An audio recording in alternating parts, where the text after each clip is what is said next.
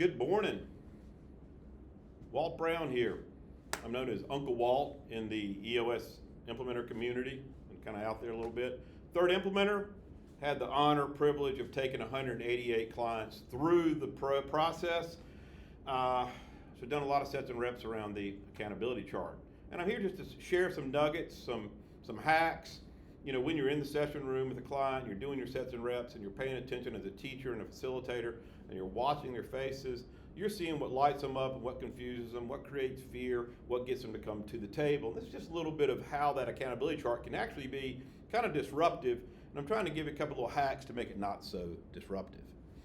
So doing it, going through the process, following the tools, following what's in the implementer guide, we come out of the 5 leadership abilities, the ability to structure, which means that the issue is unclear accountability and responsibility that's causing like a lot of confusion and dysfunction. And the tool we use to eliminate that confusion and dysfunction is the roles-based accountability chart. So if you notice, I just called it the roles-based accountability chart because accountability charts roll on roles. Seats roll on roles, companies roll on roles, and I'll keep making this point over and over and over again. But it's the classic setup. You know, here we have a seat with roles, and the roles GWC. We're not GWC in the seat, we're GWC in the roles. A little bit of a hack there. That's the reality. The measurables here, and then measurables inside the roles that often build out to your scorecard. And then we do the classic. You can't just live on operations and finance. You can't just live on sales and operations, etc. Got to have these cut seats covered with clear role clarity. An integrator that makes sure it all works together. And if you have a visionary, we have a visionary. Classic setup. But then I help them go a little bit deeper. And I use this drawing I call the dome top table. I've already come in here and sort of set this up to save some time. But here's a dome top table with our seats around it and our roles. There's 5 here, 5 there. And out of the sky comes an issue, and the issue is shaped like a ball bearing. A ball bearing lands on a dome top table. What's it going to do? Well, it's going to roll, of course. And this is what we're trying to avoid with roll clarity, is it can't go over here, drop off the table, and drop and slip through all of the rolls. This is the point I want to make. It's slipping through the rolls. It's not slipping through the seats. It's slipping through the absence of roll clarity. Or it can't go down into here and get footballed back and forth between those 2 rolls. That's bad. Or it can't go over into this roll through this seat to this roll here that doesn't get it. Bad. And it can't go into this one right here and drop into that roll who doesn't want it. Bad. And it can't go over to this one here that doesn't have the capacity for it. That's bad also. And I like to add, and also can't go over to here to this one right here who actually is following a task or a procedure and doesn't realize there's a handoff. They don't realize they're part of a core process or a core workflow. And so the handoff doesn't happen because they don't know, and that is bad. We're trying to close all of these gaps through role clarity.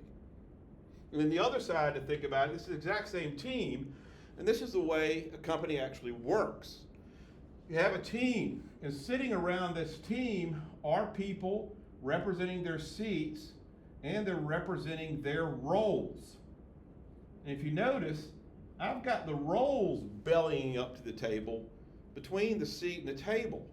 This is where the real perspective is coming from, is from the roles. So again, an issue lands on this table like here, and this person is looking through that seat, through this role at that issue, or through this role seat to that issue. So you get what I'm getting at, you get to the perspective, and when we have clarity in this, then people really know how they are tied to that issue.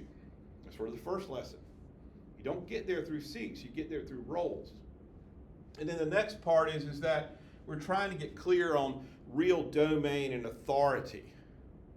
And so this is another thing, so call this the self-integrating team. Of course, we need an integrator, but this is the domain and authority of that seat and all of its roles at this table.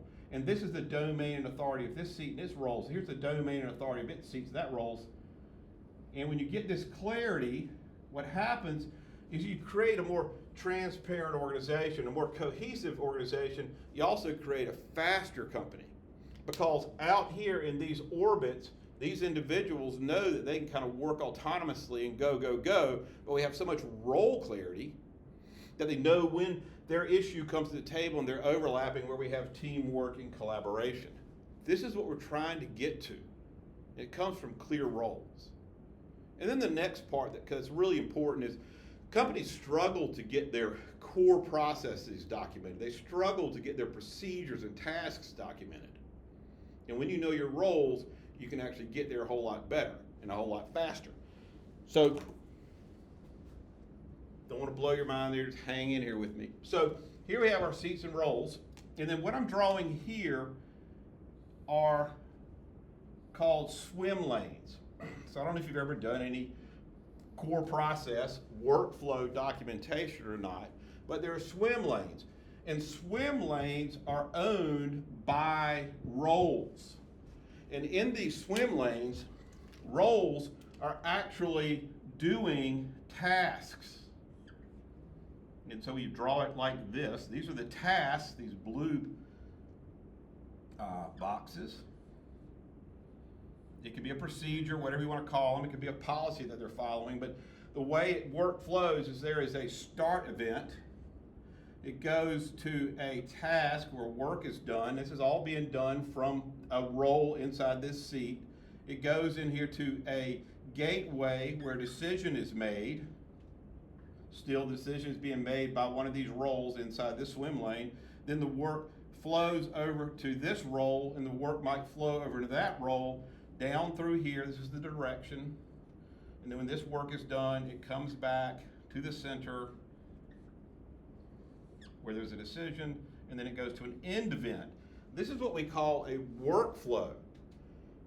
And these are the handoffs. So when we know what the roles are, we can ask, what are the tasks that you're doing? And then we can ask this role, from that task, is there an interdependency? Are you expecting work to come from another role to you? If that's a yes, then we need to document it as a core process or a core workflow, ideally using this kind of documentation. Up underneath here would be like the tasks, the procedures. Little step-by-step stuff happens in the tasks and the procedures or in the policies. But the way work flows in our core processes, we're talking about the handoffs. So when you have super clear role clarity, you're going to get rid of all the confusion, and you're going to be able to back in very quickly to the documentation of your core processes. I know it's a lot of stuff, but I hope this helps you unwrap and see the whole matrix of EOS.